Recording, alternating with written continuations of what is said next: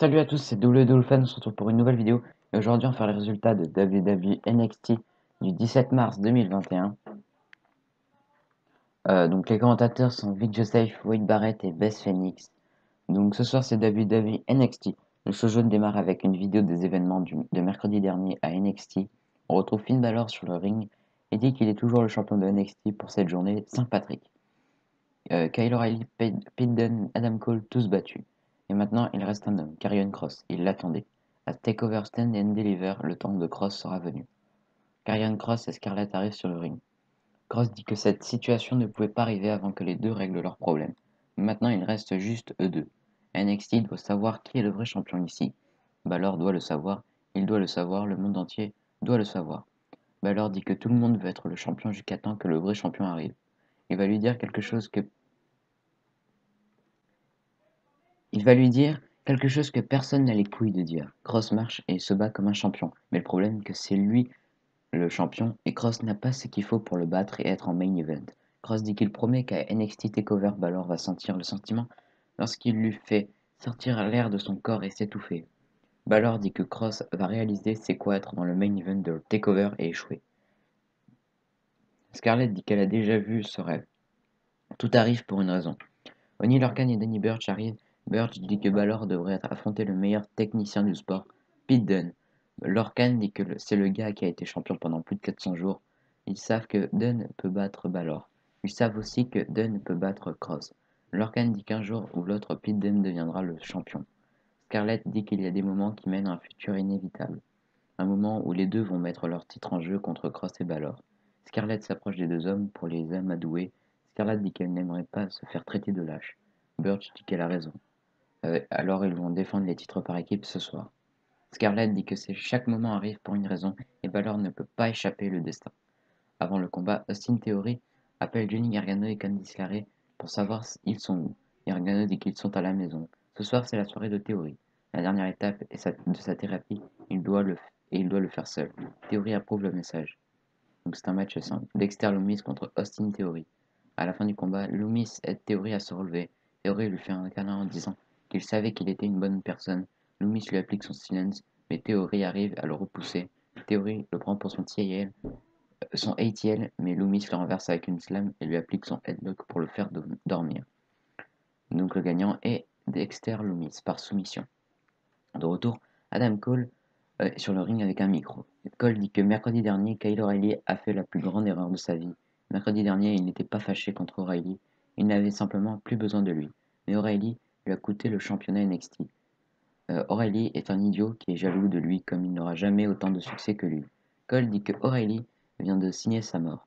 Ce n'est pas important qu'il soit libéré par le médecin ou non. Il va attendre que Kyle O'Reilly arrive ici pour en terminer. William Regal arrive et dit qu'O'Reilly n'était même pas libéré par le médecin et maintenant il est encore plus blessé. Il ne sera pas ici ce soir comme il est banni de la salle. On retrouve Kyle O'Reilly sur le Titantron. O'Reilly dit qu'il aime voir à quel point Cole est en colère. C'était génial de voir sa réaction. Cole a essayé de mettre fin à sa carrière malgré leur amitié. Il ne sait pas ce qu'il fera, mais il est prêt à tout pour se venger. C'est une menace. Cole s'approche de Regal et dit que c'est lui qui va battre O'Reilly en premier. On présente une vidéo sur les nouvelles championnes par équipe Jody Blackheart et Ember Moon. En coulisses, Mackenzie demande leur réaction. Blackheart dit que c'est toujours irréel. Moon dit qu'elle est revenue à NXT pour faire l'histoire et être l'image du show. Le Robertson Brand arrive. Robertson dit que les championnes ont besoin de challenger. Aliyah dit que les titres feraient mieux sur elle et qu'elles peuvent les prendre la semaine prochaine. Blackheart accepte. On voit Jordan Devlin arriver en voiture dans le parking. De retour, les catcheurs arrivent. Donc c'est un tag team match. Joaquin Wilde et Raúl Mendoza, accompagnés de Santos Escobar contre Breezango, donc Tyler Breeze et Fandango. À la fin du combat, Mendoza prend la tag dans le dos et cogne la tête de Breeze contre les câbles. Mendoza et Wilde font leur combinaison de leg sweep sur Breeze pour le compte de 3, alors que Fandango arrive trop tard pour poser le compte. Donc les gagnants sont Joaquin Wilde et Raúl Mendoza. Après le combat, Santos Escobar dit qu'il est le vrai champion cruiserweight. Est-ce que quelqu'un a vu l'autre? La musique de Jordan Devlin commence et il arrive sur le ring. Devlin dit qu'Escobar marche ici pendant un an en prétendant des choses. Mieux de bien regarder, car c'est ça un vrai champion.